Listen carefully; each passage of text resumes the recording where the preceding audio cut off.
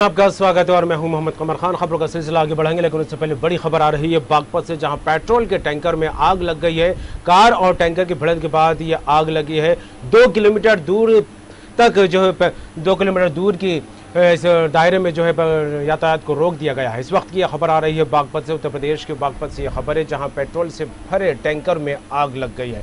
Car और tanker में भिड़ंत के बाद यह आग लगी है। 2 किलोमीटर दूरी पर यातायात को रोक दिया गया है। ईस्टर्न पेरिफेरल एक्सप्रेस वे पर हुआ है यह हादसा, और आपको बता दें खेकड़ा थाना क्षेत्र का यह मामला है। इस वक्त की यह खबर आ रही है बागपत से। पेट्रोल से भरे टैंकर में लगी आग, कार और टैंकर की टक्कर के बाद लगी आग। ईस्टर्न पेरिफेरल एक्सप्रेस वे पर हुआ है ये बड़ा हादसा।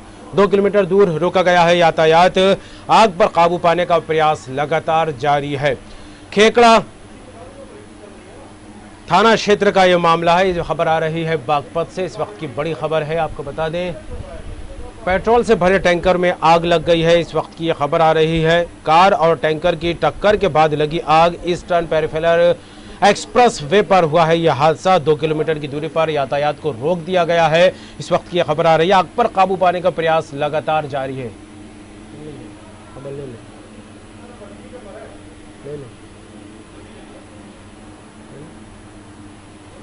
बागपत से आ रही है खबर। पेट्रोल से भरे टैंकर में लगी आग, कार और टैंकर की टक्कर के बाद लगी है आग। ईस्टर्न पेरिफेरल एक्सप्रेस वे पर हुआ है ये बड़ा हादसा। 2 किलोमीटर दूरी पर रोका गया है यातायात। आग पर काबू पाने का प्रयास लगातार जारी है। खेकड़ा थाना क्षेत्र का ये मामला है। यह खबर आ रही है बागपत से। इस वक्त की बड़ी खबर है।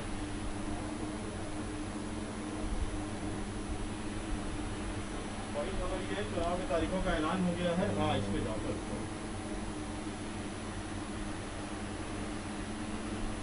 और अगली बड़ी खबर आ रही है मध्य प्रदेश की राजधानी भोपाल से। 28 विधानसभा सीटों पर उपचुनाव को लेकर ऐलान कर दिया गया है। 3 नवंबर को होगा मतदान। 28 विधानसभा सीटों पर उपचुनाव होना, इसकी घोषणा कर दी गई है। छत्तीसगढ़ में भी एक विधानसभा सीट पर है उपचुनाव। मरवाही विधानसभा सीट पर होगा छत्तीसगढ़ में चुनाव। 3 नवंबर को विधानसभा उपचुनाव को लेकर तारीखों का ऐलान हो गया है। 16 अक्टूबर को नामांकन करने की अंतिम तिथि है। 30 नवंबर को, माफ कीजिएगा 10 नवंबर को आएंगे नतीजे। 3 नवंबर को होगा मतदान। यह खबर आ रही है। आपको बता दें इस वक्त की बड़ी खबर है।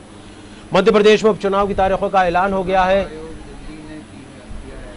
और मध्य प्रदेश में उपचुनाव की तारीखों का ऐलान हो गया है। 3 नवंबर को मतदान होगा। चुनाव आयोग ने दिल्ली में बैठक की, उसके बाद तारीखों का ऐलान किया। छत्तीसगढ़ की भी एक विधानसभा सीट पर उपचुनाव होने, मरवाही पर चुनाव होंगे, वहां पर भी 3 नवंबर को मतदान होगा। और 16 अक्टूबर आपको बता दें नामांकन की अंतिम तिथि है। 10 नवंबर को आएंगे उपचुनाव के नतीजे। 3 नवंबर को होगा मतदान। मध्य प्रदेश में उपचुनाव की घोषणा कर दी गई है। इलेक्शन कमीशन ने ऐलान के साथ आचार संहिता लागू हो गई है। चुनाव आयोग ने जारी किए हैं आदेश। 16 अक्टूबर नाम दाखिल करने की अंतिम तारीख रहेगी। और खबर पर बात करेंगे, हमारे साथ जुड़ गए मध्य प्रदेश स्टेट हेड राज सक्सेना। राज जी, जिन तारीखों का ऐलान लंबे समय से किया जा रहा था, आखिरकार वो आज ऐलान हो गया है। दिल्ली में इलेक्शन कमीशन की बैठक हुई, इसके बाद मध्य प्रदेश की 28 विधानसभा सीटों पर होने वाले उपचुनाव को लेकर तारीखों का ऐलान किया है। 3 नवंबर को मतदान होंगे और 10 नवंबर को नतीजा आने की तारीख तय की गई है। किस तरह देखें इन तारीखों को? हाँ बिल्कुल कमर, जिस तरह से चुनाव आयोग पहले ही कह चुका था, जब जिस दिन बिहार विधानसभा चुनाव के लिए तारीखों का ऐलान किया था कि 29 तारीख को बैठक करेंगे और बैठक के बाद जो तारीखें हैं उनका ऐलान कर दिया जाएगा। मध्य प्रदेश में 28 विधानसभा सीटों के लिए उपचुनाव होना है और उनकी तारीखों का ऐलान चुनाव आयोग ने कर दिया है। जिस तरह से 9 अक्टूबर को अधिसूचना जारी होगी, अधिसूचना लगेगी मध्य प्रदेश में 9 अक्टूबर को। 16 अक्टूबर नामांकन भरने की तारीख होगी। दूसरी तरफ 3 नवंबर को वोट डाले जाएंगे और 10 नवंबर को नतीजे घोषित कर दिए जाएंगे। यानी कि दीपावली के ठीक पहले ये तय हो जाएगा मध्य प्रदेश में कि जो बीजेपी सरकार का स्थायित्व है वो बना रहेगा या फिर कुछ चेंज मध्य प्रदेश की सियासत और राजनीति में दिखेगा। ये तमाम सारी चीजें हैं और लंबे समय से जिस तरह से देखें, बीजेपी कांग्रेस को लगातार इसको लेकर रणनीति तैयार की जा रही थी। लगातार तैयारियां पहले ही कर दी गई थी, लेकिन कुल मिलाकर ये है कि अब जो समय है, जो भी प्रत्याशी मैदान में है, क्योंकि बीजेपी की सीटों की बात करें तो बीजेपी के जितने उम्मीदवार हैं लगभग घोषित हैं। 2 से 3 उम्मीदवारों को अगर छोड़ दिया जाए, वहीं कांग्रेस अपनी पहली और दूसरी सूची, पहले सूची में 15 नाम और दूसरी सूची में 9 नाम घोषित कर चुकी है, ऐसे 24 नाम को घोषित कर चुकी है। तो कुल मिलाकर अब जो तैयारियां हैं जो पहले से चल रही थी दोनों ही दलों की, बीजेपी कांग्रेस की या फिर जो तीसरे मोर्चे के दल कहें सपा बसपा या निर्दलीयों की, पहले से लगातार हुंकार भरी जा रही थी।